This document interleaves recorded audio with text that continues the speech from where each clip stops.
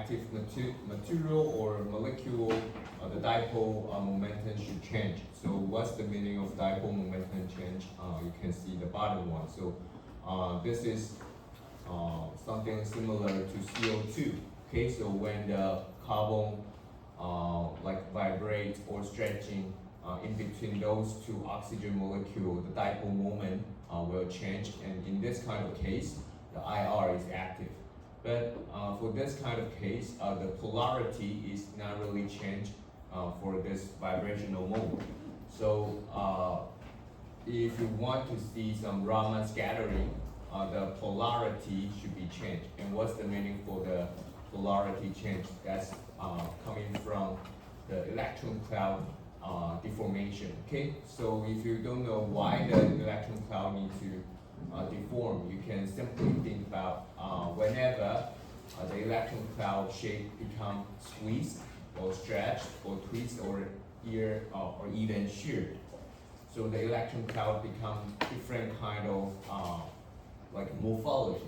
So by changing the morphology of those electron clouds, that would you seriously change the shape for that, and those changing will having some interaction with the incident laser. Okay, and you're gonna scatter those lasers and forming Raman scattering. So it will become Raman active.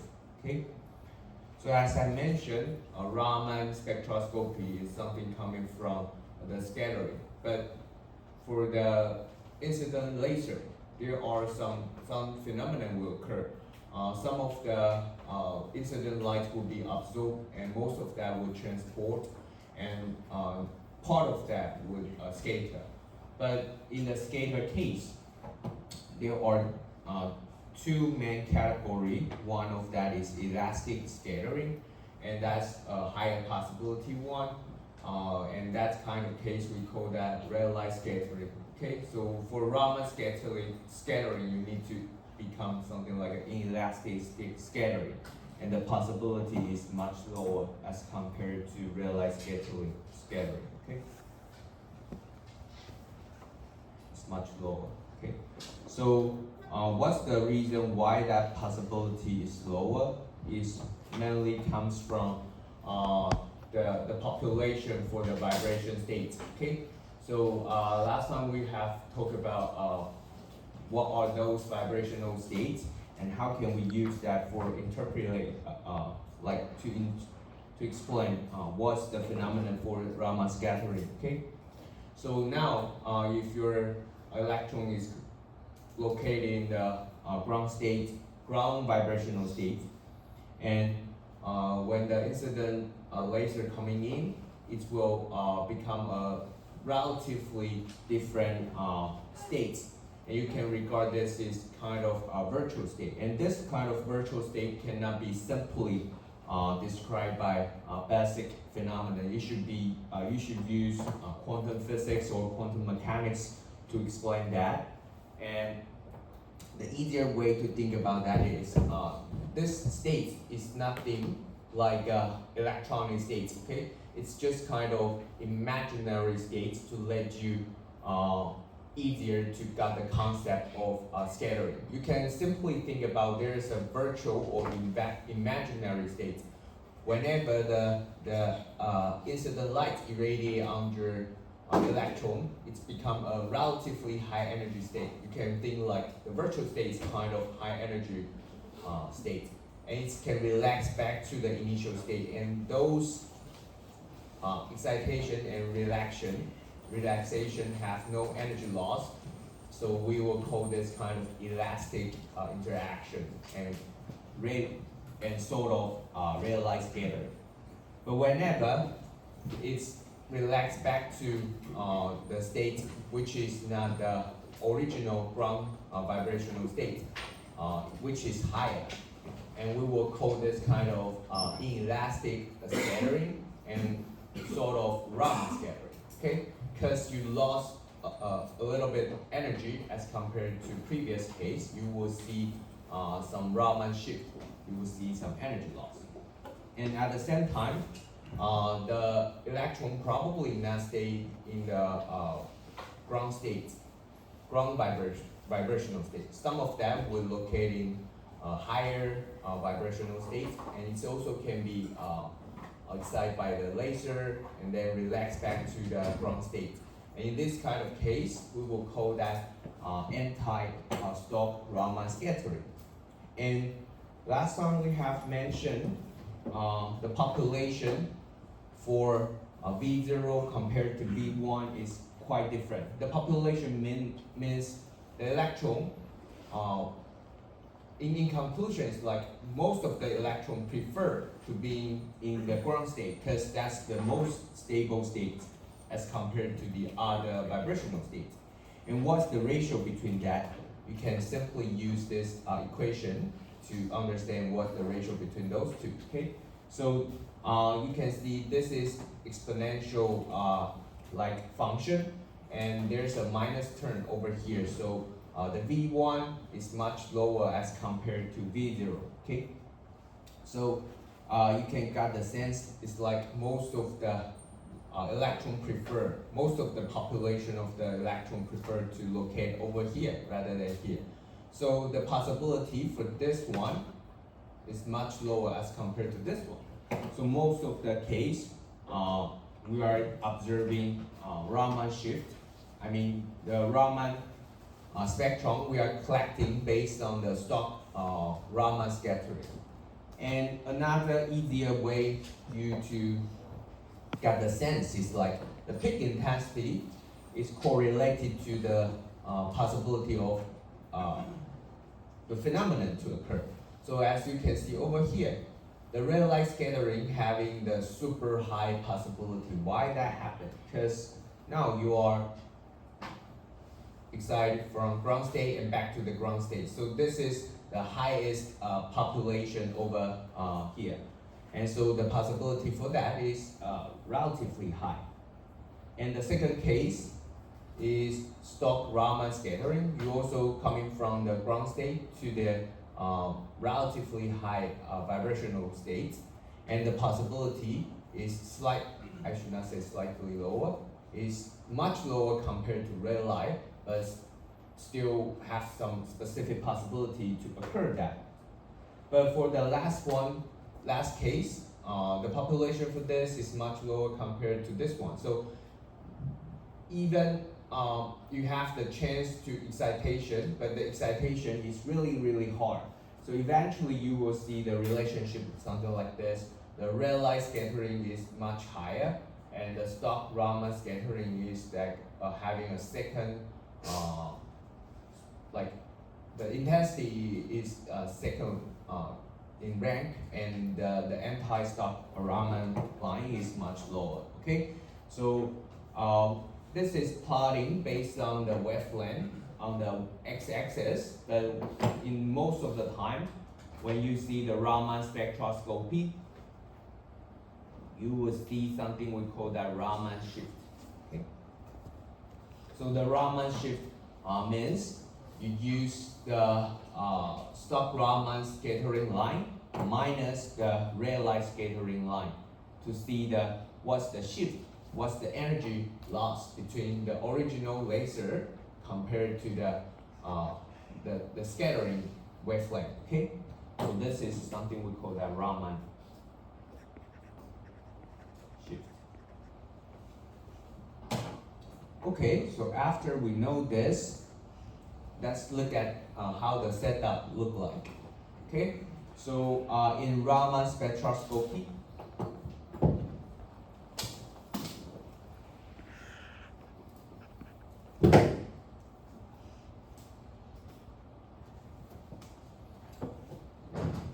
it's not like super complicated setup. So as I mentioned, you need one laser, and then you just focus those laser onto your sample. And once the scattering occur, you can like using some optical component to get the whole information of those scattering lights. Okay, so those scattering light, eventually you will use something like a CCD detector to separate those energy difference to know the Raman shift. Okay, so the light over here is exactly same thing we mentioned previously. Okay, so as you can see, now we try to get the red shift one and the blue shift one. By the way, you guys know what's the difference between red shift and blue shift, right? So the anti-stock Raman scattering should be blue shift because the energy becomes slightly higher, and the stock Raman scattering is red shift one, and that's the reason why they plot based on those colors. Okay, and so you will get red light and stock Raman shift and the anti-stock Raman shift result. And as I mentioned, what we do is we plotting based on this Raman shift difference. Okay. So now let's look at what's the difference between the spectrum. Okay. So whenever you having the laser, we can pick up different kinds of laser, and to get the spectrum just like this. Okay. So here we have the laser which is 535 nanometer to 600 nanometer, and we can also apply the laser which is around 700 nanometer. And if you look at the Raman spectrum difference, so one thing you guys need to know is now you are using different excitation laser to get the Raman spectrum.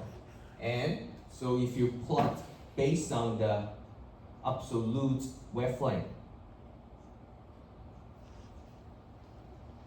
those spectrum should be located at different position. Okay, so 501, 601, and 701. So now you are plotting based on the Raman shift. So now I'm writing something like a red light excitation on the absolute wavelength axis. Okay, but if you are plotting Raman shift, those are relatively data. But something you need to care about is, although you are plotting based on different based on the Raman shift, but there are some background different. So for example, the one you are using 700 nanometer, you nearly have no background in your spectrum. But once you are changed that to shorter wavelength, you see some hump start to appear. And those humps sometimes would like block the Raman signal you desire to analyze. So here I would like to let you guys know what are those humps and why they are forming. So based on this result, you can know that. We can just jump into slide 14. So actually this is slide 14, and when you plot, you know this one is based on the absolute wavelength and using different excitation laser. But whenever, and this are the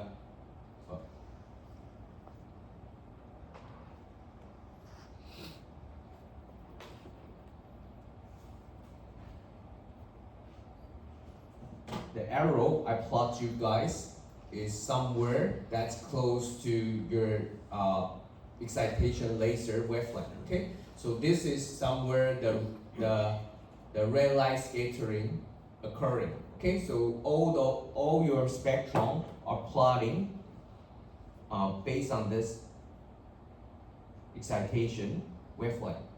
Okay, so to further look at this, you can realize there's a background over here, right? So those background will make sure some of the signal is not so obvious. So based on those results, you can know that actually whenever you are analyzing this polystyrene, this kind of polymer, the best way to analyze that is using longer wavelength laser. But what are those? What are those background is? That's the fluorescence. Okay, so what are those fluorescence? Photoluminescence. So actually those background is coming from the fluorescence. So as I mentioned previously, those Raman signal are coming from the scattering. Okay, but even though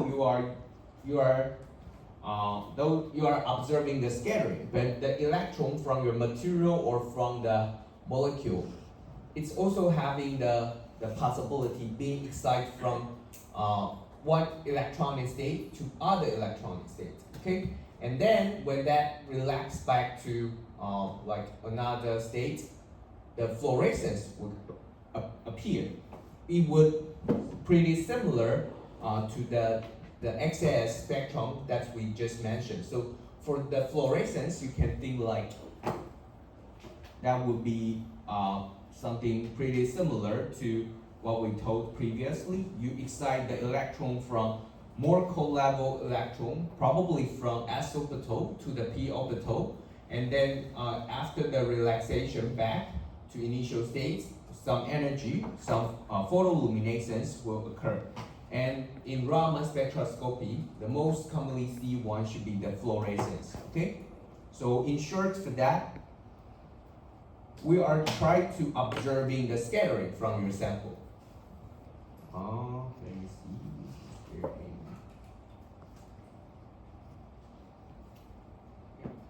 So we are trying to observing the scattering light, but those lasers having the strong excitation, it's probably would also excite the electron from the ground state to the another electronic state. And when that relaxes back, you will observe some fluorescence in your spectrum. Okay, but one thing you should know is scattering. All of this scattering are based on the excitation. Okay, so once you plot them in the Raman shift result, those scattering should be aligned to each other. But the fluorescence is correlated to the electronic state of your material. It's nothing related to your what your excitation is. Okay, so the wavelength for that would be maximum at specific point. For example, in this kind of case, the fluorescence is maximum around 500 nanometers. So if you want to reduce the fluorescence contribution, you should choose the higher excitation wavelength. Is that clear? So the main takeaway is like, let me write down over here, the Raman scattering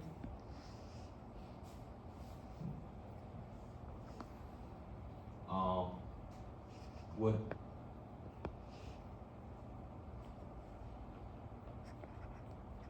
that's talking about the absolute wavelength case. Okay, when you change the laser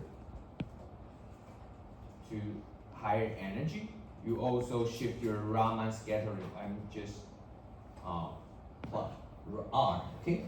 But you are not changing the fluorescence wavelength, okay? That's pretty makes sense, right? Because the fluorescence only coming from the electronic states different. You never ever can change that based on the laser you have. But the Raman signal actually is something related to your excitation.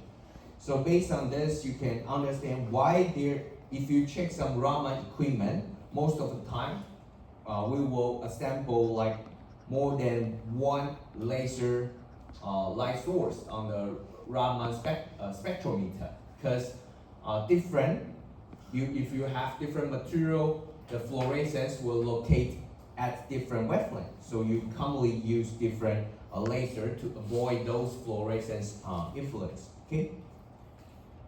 So now you know why you see this kind of spectrum. Here I would like to share with you is something like more practical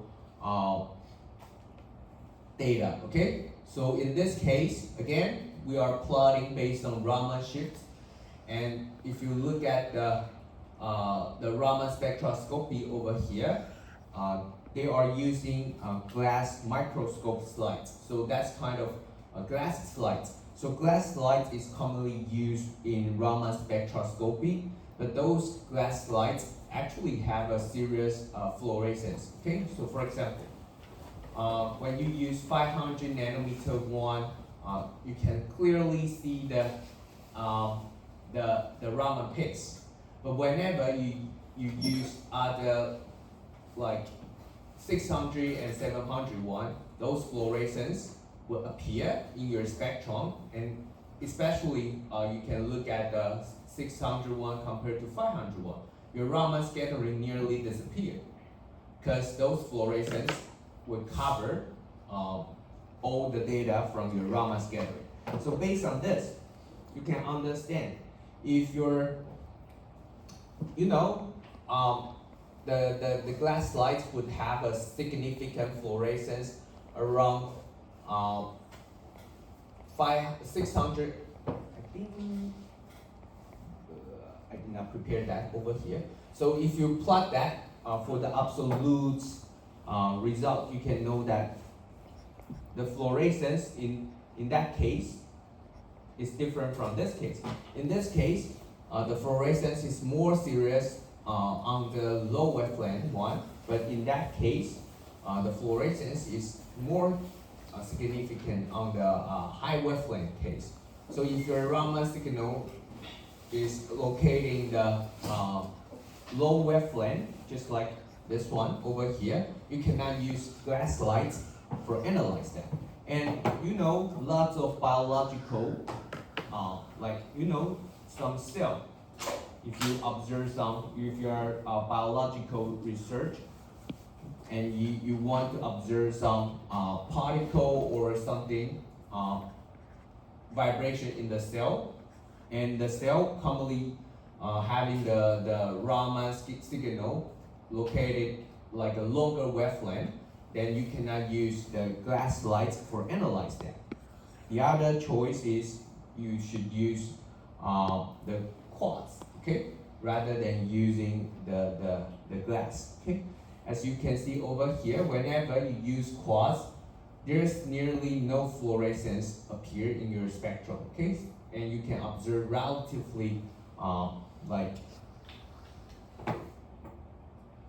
obvious Raman scattering as compared to whenever you use in the glass slides. So here is another example to let you guys know how the fluorescence or photoluminescence influence your spectrum. Okay?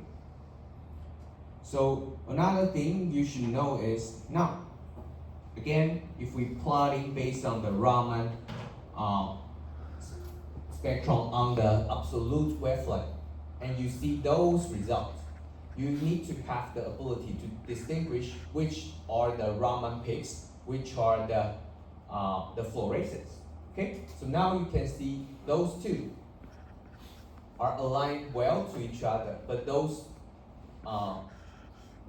like spikes are like separate on different wavelength. So based on this spectrum, do you know which one are the fluorescence and which one are the Raman peaks? As I mark here, those two should be the Raman peaks, right? But you should know the reason.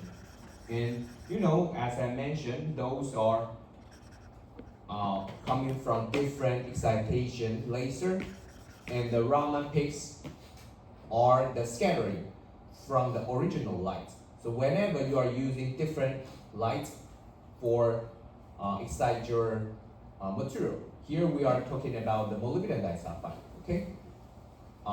If you're plotting based on the wavelength, then you would see those Raman peaks appear in different wavelength, okay?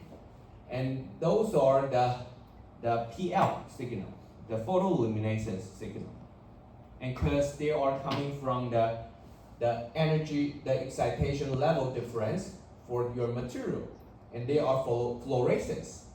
So they will not ever, they cannot change the location even though you are change the laser, okay?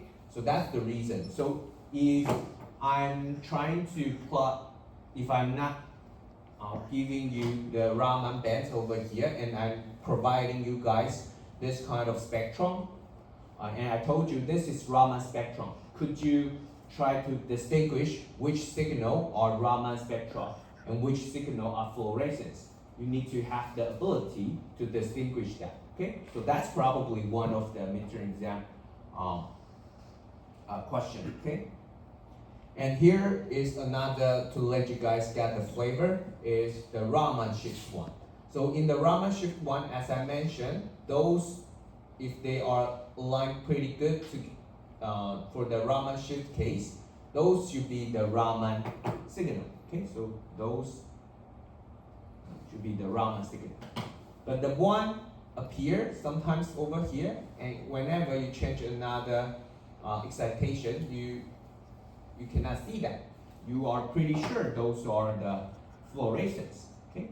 So again, if I'm not providing you guys any like notes on top of that, and I just plotting you, give you guys, this is Raman spectrum, or this is the Raman spectrum, you should have the ability to distinguish which are the fluorescence and which are the Raman signal. So by the way, again, so now if you are only having one laser on your spectrometer, for example, you only have 601, and you have having a Raman spectrum, something like this. If you don't assemble another laser on your spectrometer, you probably will try to like find out what are those Raman scattering is. But actually they are not coming from your Raman scattering, you know? So that's the reason why we need to equip several laser on your equipment to confirm which signal is actual Raman scattering, okay, to confirm that. And this is another like example to let you guys know. So after you know what's the difference between the fluorescence as compared to the Raman signal, let's dive into how the Raman can help you to distinguish the molecular difference. So as I mentioned, Raman spectroscopy is kind of spectrum that can help you to know the material vibration, and it's not only can be used for the molecule, it also can be used in some small molecules such as methanol and ethanol. You know, methanol and ethanol, their molecular structure are shown here, and there's only one carbon difference between those two. But if you are using conventional techniques, except using the NMR, nuclear magnetic resonance spectroscopy, except you use the NMR, there's no additional way you can distinguish those two molecules. So Raman is the one which is more like easier for operation, and you can distinguish those two. And you can look at what's the difference between those two. For example, the ethanol, you have additional CH3 and CH2 deformation, which also kind of vibration, and that's different from the methanol one. So you can base on those two to know what's the molecule you have. So a Raman spectroscopy is kind of powerful spectrometer for distinguish the molecular difference. And here are the Raman spectroscopy try to differentiate what's the difference between glucose and fructose. Okay, so if you don't know what's the difference between those two, you can simply look at their molecular structure over here.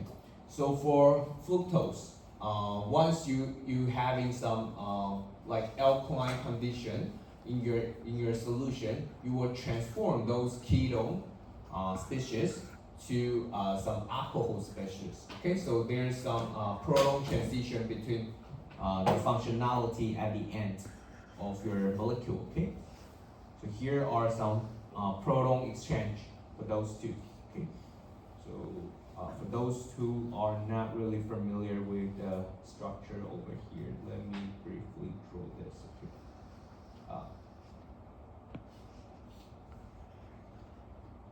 This should be CHHOH, and here we have a double bond over here. So the structure for the terminal functionality should be something like this. And now, what are these two up?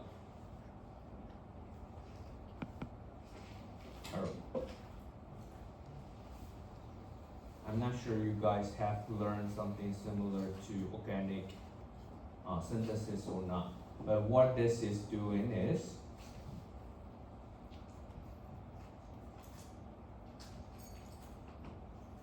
we're gonna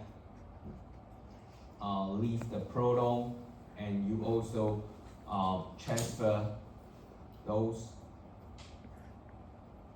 to here, and this would capture those protons. So eventually, I'm not sure you guys can follow. Let me redraw this, okay?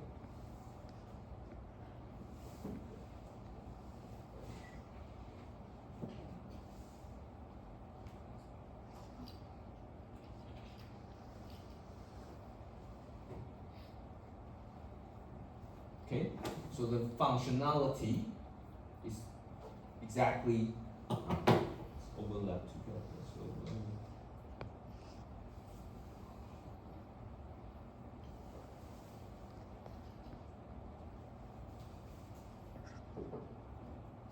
okay, and how that could be changed to the functionality over here is kind of electron transfer. Okay, so it could be those two electrons will come into here to become a double bond over here.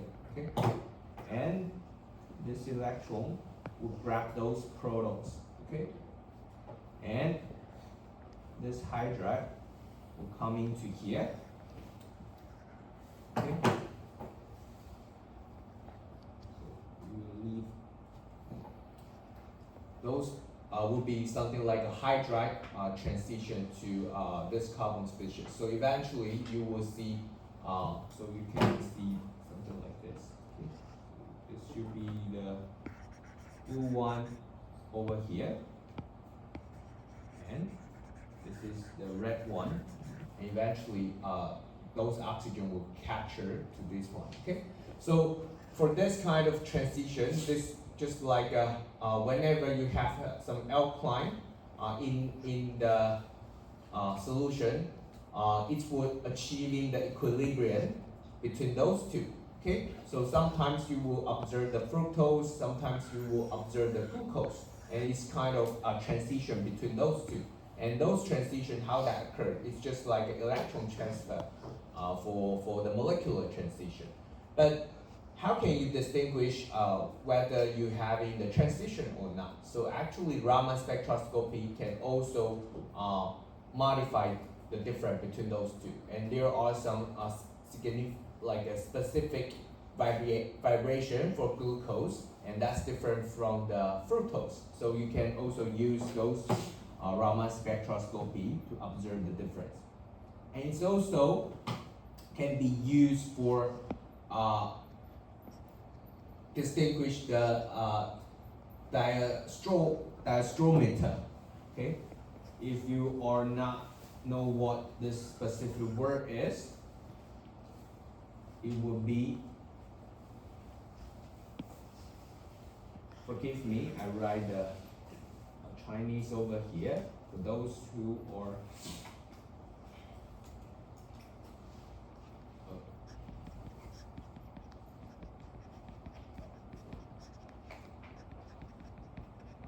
Okay, so why that?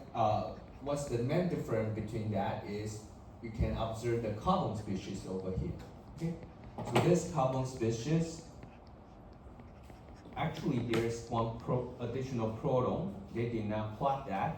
So in one case, the proton is penetrate out to the screen. Okay, and in other case, one proton is at the back side of the screen. So for those two, they can also distinguish the difference between those molecules based on the Raman scattering. Okay, although it seems like not so strongly obvious, but there are some tiny difference you can observe based on the Raman scattering. So Raman is the only one can use for, except you use NMR. That's another like easier operation for you to distinguish the difference. Okay. So based on those examples, you can understand it's not only can be used for material, for example, aluminum oxide or molybdenum disulfide, and you can also use that for like tiny molecules such as glucose, fructose, and even some specific molecule. But how can we know the Raman spectroscopy, how that works? And how can I know whether your molecule is Raman active or not? So we need to take some time to talk about something pretty special, especially it's kind of special topic for a chemistry guy, okay? And we call that point group, okay?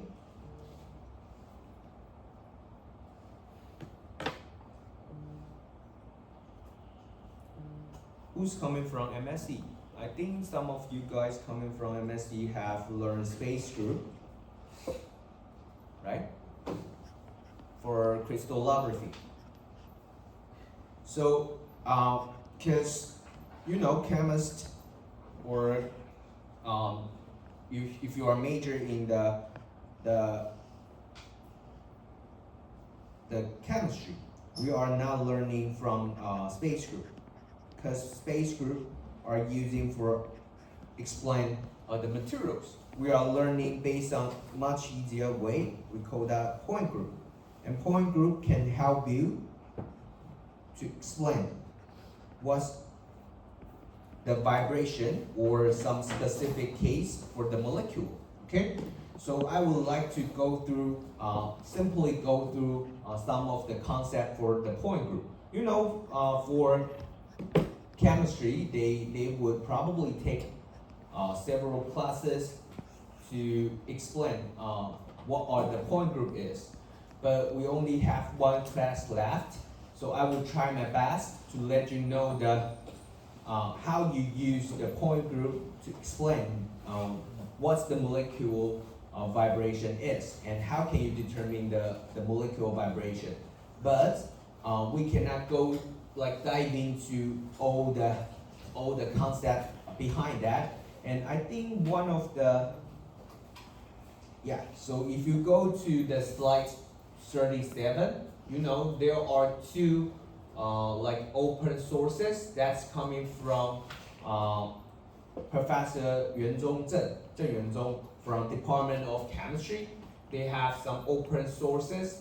He tells us like details for how can you use point group or how can you use character table for determining the Raman active species or not. Okay, but today I'm just let you know how to operate that. But if you want to know, like dive into more details about that, you can just go straight for those two link over here, and he provide a really solid explanation for the point group and character table. Okay, but unfortunately, if you are coming from like other country, you probably cannot see this one because he told the point group in Mandarin rather than in English. But those who are Taiwanese, feel free to, if you want to know more details about point group or character table, just go ahead for those two links. Okay.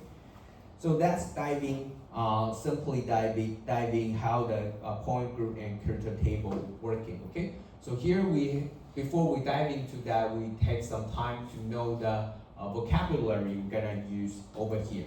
So there are several vocabulary. So for example, if we assume there's a component, and you can think like it's kind of triangular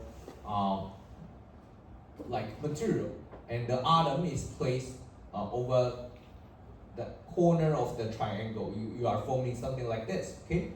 And we would carry out some operation to know to know what's going on for those atoms or molecule, okay? So what's the meaning of configuration? The exact position or orientation in three-dimensional space of an object. So if you're not doing anything for this material or molecule, we will call that identical configuration. You are doing nothing, okay? So the result from the operation. The operation meaning, later on we will talk about what's the meaning of operation. You probably will rotate that, or using some mirror plane to reflect those atoms. And what we are doing is we want to like predict what's the stretching mode for your molecule during the Raman spectroscopy, okay? During the Raman scattering. So we need to carry out some specific operation. And what's the meaning of equivalent configuration? For example, now you have the atoms over here, and you try to mark them as 1, 2, 3, okay?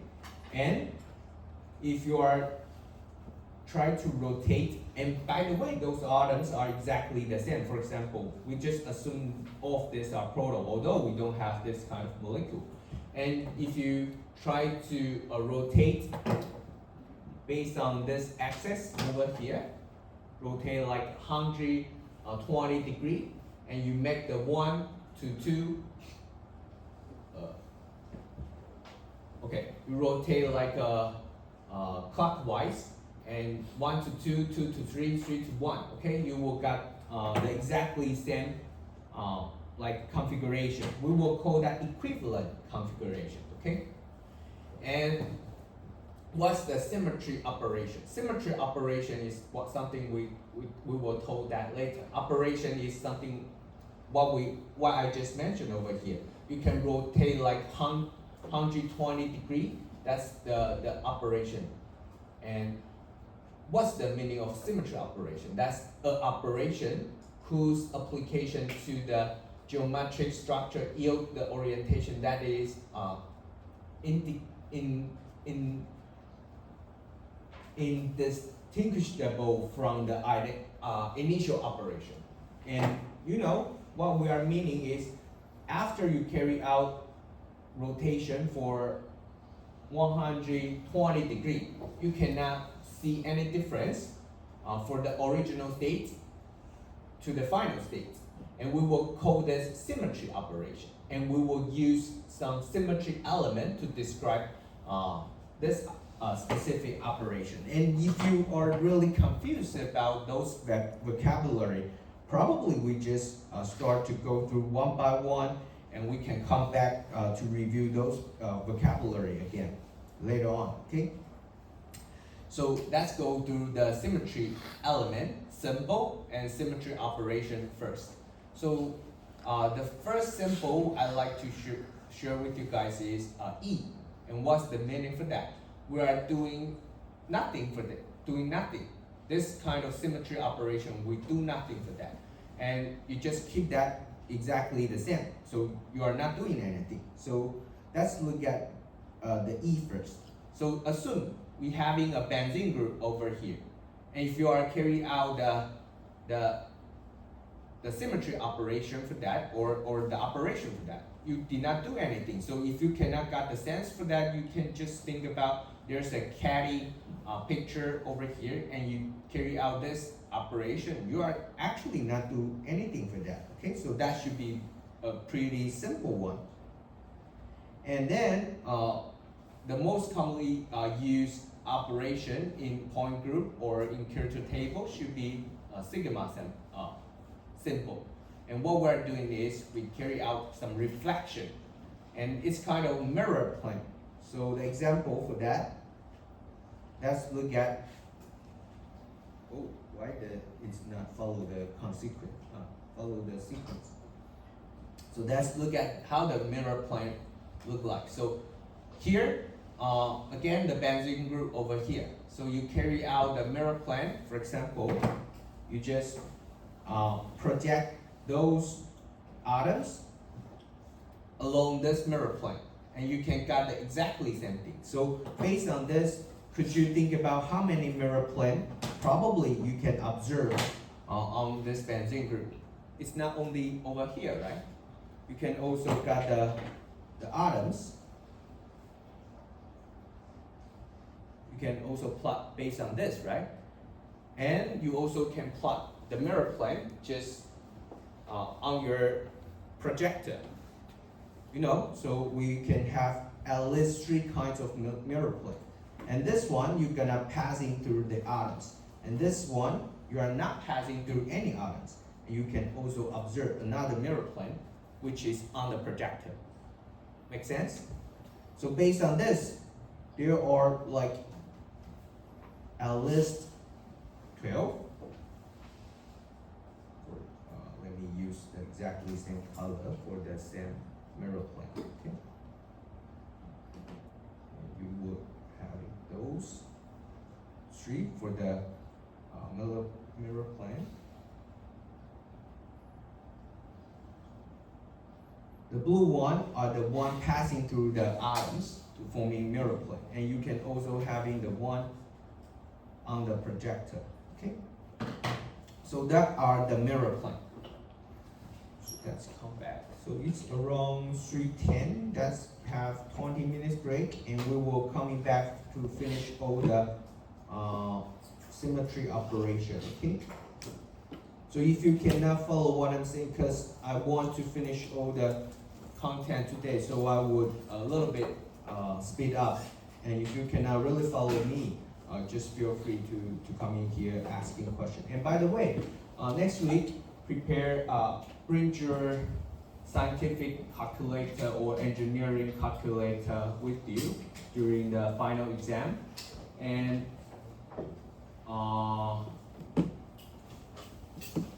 as I mentioned, we just test the content after the midterm exam, okay? You don't need to prepare the one before the midterm exam. And we will try our best to provide the final score the week after next week. And we will upload that to the NTU Cool system. If you have any question, write me the email as soon as possible. Otherwise, probably after we announce the final score, like after that, probably 2 or 3 days, I will upload your final score to the school system, and we cannot modify that anymore. Okay, so if you have any question after we announce the final score, write me the email. Okay, let's have 20 minutes break.